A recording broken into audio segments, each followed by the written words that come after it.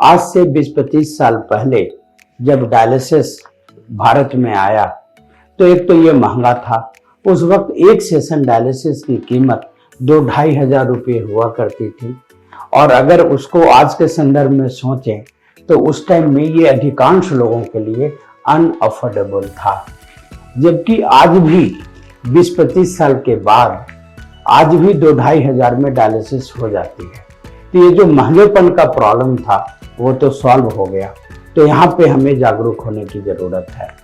दूसरी बात क्या थी कि जो पुरानी डायलिसिस की मशीन थी वो उतना ऑटोमेटिक नहीं होता था और उसमें पानी कितना निकालना है कितना नहीं निकालना है ये सब चीजों को मैन्युअली एडजस्ट करना पड़ता था।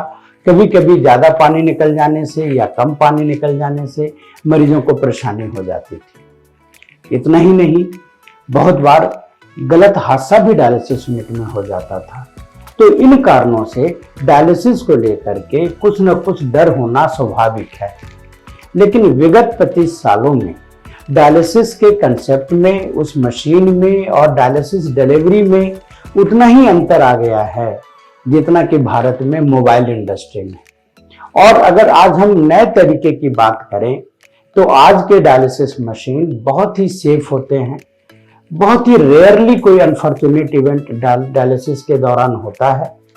डायलिसिस को अकॉर्ड हॉस्पिटल में स्पेशली हम लोगों ने बहुत सेफ बनाने का प्रयास किया है। हर मरीज के पास कार्डियक मॉनिटर की सुविधा है। अगर कोई इमरजेंसी आ गई तो हमारे पास वो किट है जो इमीडिएटली हम सीपीआर कर सकें या गंभीर मरीजों को संभाल सकें। और ये सब मॉनिटर डॉक्टर को दिखता है, लेकिन मरीज ना डरे। मरीज को सिर्फ तो एक टीवी स्क्रीन दिखता है। उनके पास एंटरटेनमेंट की सुविधाएं हैं, उनके पास लाइब्रेरी की सुविधा है, उनके पास इंडोर गेम्स की सुविधा है। इतना ही नहीं, वो डायलिसिस कराते कराते आयुर्वेद जैसी चीजों का भी लाभ उठा सकते हैं। तो अकॉर्ड ने एक पहल की है कि वह डायलिसिस यूनिट के कंसेप्ट को बदल दे, डायलिसिस बहुत ही सेफ हो जाए और जीवनदायिनी हो और साथ ही साथ वह एक्सपीरियंस जो है दुखदाई ना रहे।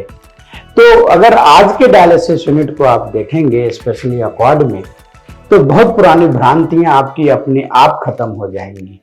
इसके अलावा डायलिसिस के फिल्टर को लेकर के बहुत शोध हुआ है। मशीन में बहुत बदलाव हुआ है। हीमोडाइफिल्ट्रेशन मशीन है, सीआरआरटी मशीन है, छोटे बड़े फिल्टर आने लगे हैं। फिल्टर के बहुत प्रकार आने लगे हैं जो एक तरफ कॉस्ट को भी नियंत्रित करते हैं और जरूरत पड़ने पे ऐसे जहर को निकाल पाते हैं जो पुरानी डायलिसिस मशीनों से या डायलिसिस फिल्टर से संभव नहीं था।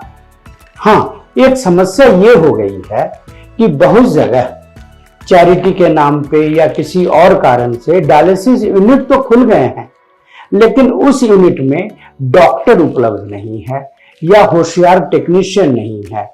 वहां पे अभी भी धोखा हो जाता है और वह अभी भी डायलिसिस को बदनाम करता रहता है। तो एक घटिया डायलिसिस से आप अपने कंसेप्ट खराब ना करें। अगर अच्छे डायलिसिस यूनिट में आप जाते हैं जो इंडियन सोसाइटी ऑफ नेफ्रोलॉजी के मापदंडों पे खड़ा है, तो डायलिसिस में आपको लाभ मिलेगा।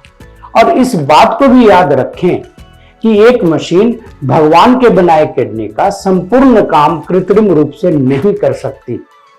तो बहुत सारी चीज हैं जो डायलिसिस मशीन नहीं कर पाती, जैसे कि हीमोग्लोबिन का रेगुलेशन वो नहीं कर पाती, फास्फोरस का नियंत्रण पूरा नहीं हो पाता।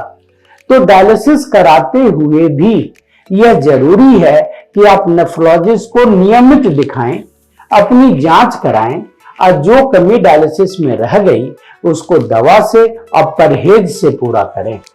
तो अच्छी डायलिसिस यूनिट के साथ फैमिली का सपोर्ट होना जरूरी है, आपका सजग होना जरूरी है, परहेज करना जरूरी है और नेफ्रोलॉजिस्ट को दवाइयां समय समय पर बदलना जरूरी है जो आपके उन चीजों की कमी को दूर करे जो डायलिसिस में थोड़ी बहुत रह गई।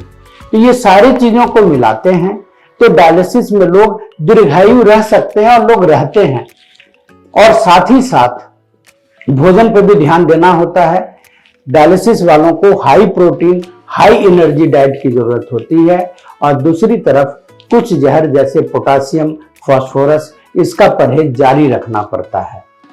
तो गलत डायलिसिस जो आजकल कहीं कहीं पे उपलब्ध है, जो अनसुपरवाइज्ड है, और बहुत बार जो मरीज आधा अधूरे मन से थोड़ा बहुत डायलिसिस लेके अपने तबीयत को खराब करते रहते हैं, वो डायलिसिस को बदनाम कर रहा है। अगर डायलिसिस को वैसे लिया जाए जैसे लेना चाहिए तो यह जीवनदायिनी होता है और सुखकारी भी होता है। धन्यवाद।